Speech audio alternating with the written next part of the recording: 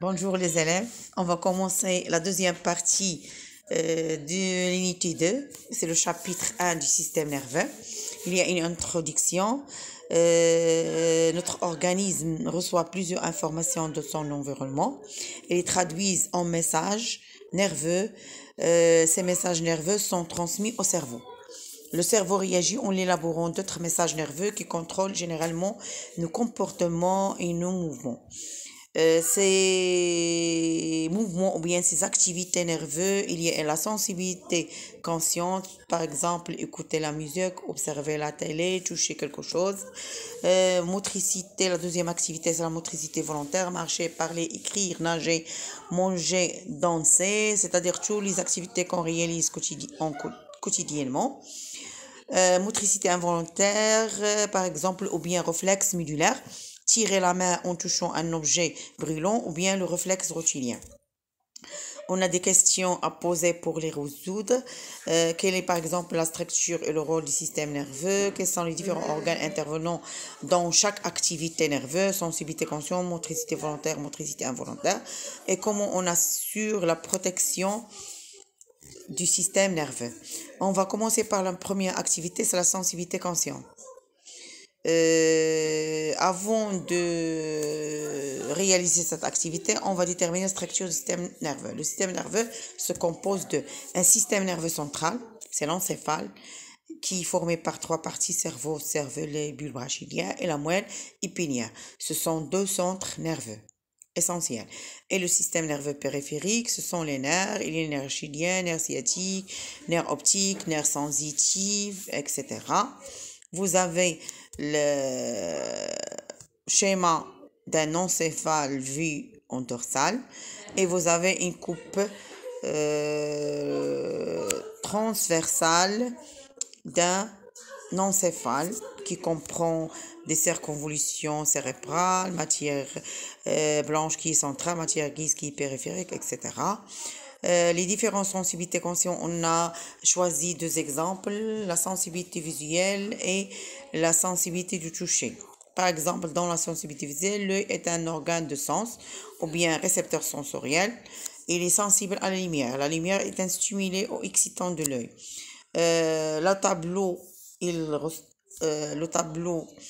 représente toutes les sensibilités conscientes qui est faite par les organes de sens ou bien on appelle les récepteurs sensoriels et les stimulés.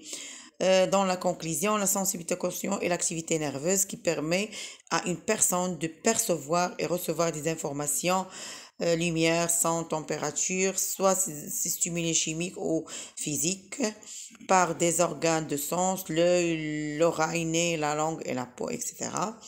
On a étudié des messages nerveux, par exemple, on a étudié l'œil et la peau.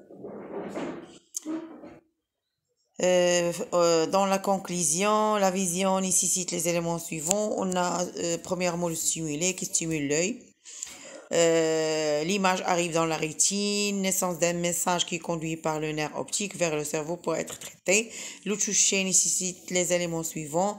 Par exemple, on a utilisé stimulé pression. La peau, dans la peau, on a des corpuscules pacinés qui reçoivent ce stimulé, naissance d'un message qui est conduit par le nerf sensitif et la moelle épinière vers le cerveau pour être traité. Et voir les schémas. On a le schéma de la coupe antéro-postérieure de l'œil. Puis il y a un autre schéma qui permet, lorsque pendant la vision, l'objet, la forme de l'objet dans la rétine, elle est petite et renversée, mais elle est correcte dans le cerveau. Un autre schéma qui montre comment la lumière passe de l'œil vers le cerveau. Puis on a arrivé à l'activité 2, les nerfs et la conduction des messages. Un nerf est composé d'un ensemble de fibres nerveuses. Le nerf il est entouré par une enveloppe conjonctive et il contient des capillaires sanguins. On a donné un schéma d'un nerf. Le nerf, on a comparé le nerf avec un câble électrique, c'est la même chose. Le nerf optique relie l'œil au cerveau et un nerf sensitif. S'il y a une lésion du nerf, par exemple optique, il peut provoquer la cécité, c'est-à-dire la perte de vision. Conclusion, les fibres nerveuses conduisent les messages nerveux sous forme d'un influx nerveux, des récepteurs sensoriels vers le cerveau pour interpréter et analyser les stimuli. Donc, on a donné un exemple de la peau. Lorsque la peau elle est stimulée par une pression, il y a naissance d'un message qui est conduit par un influx nerveux centripète qui passe par la période pour arriver jusqu'à l'aire de la sensibilité générale, ou bien on l'appelle l'aire de toucher, l'aire tactile, ou bien l'aire sensorielle. Le cerveau et la sensibilité consciente. Observation clinique. On a observé des techniques modernes.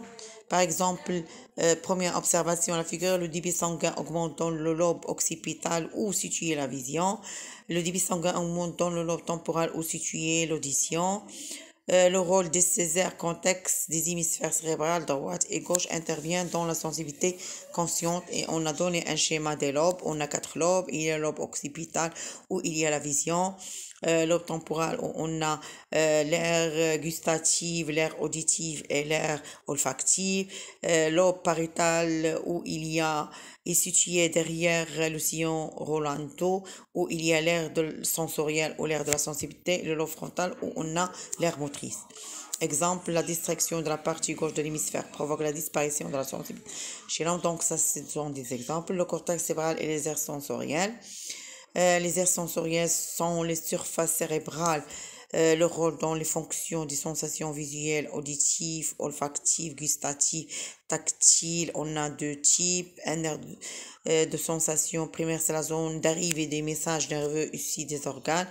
Et l'aire secondaire, c'est la zone qui permet de reconnaître les objets, leur forme ou bien d'interpréter certains mouvements. La région du corps qui possède la sensibilité tactile plus élevée est la partie supérieure du corps, car le cortex cérébral est une surface très étendue, reflète le degré de la sensibilité. On a des exemples ici. En conclusion, les éléments intervenant dans la sensibilité consciente, il y a 3. Il y a le récepteur sensoriel, réception des stimulés et naissance d'un message qui conduit sous forme d'un flux. Conducteur sensoriel, nerf sensitif, conduit l'influx et le centre nerveux, aire sensitive, qui traite les informations déterminées de sensation. L'influx nerveux est un message de nature électrique qui se propage à travers les nerfs. Chaque aire occupe une place précise sur le cortex cérébral. C'est la matière grise. Et vous avez des définitions à apprendre. Et cette partie est terminée. Au revoir.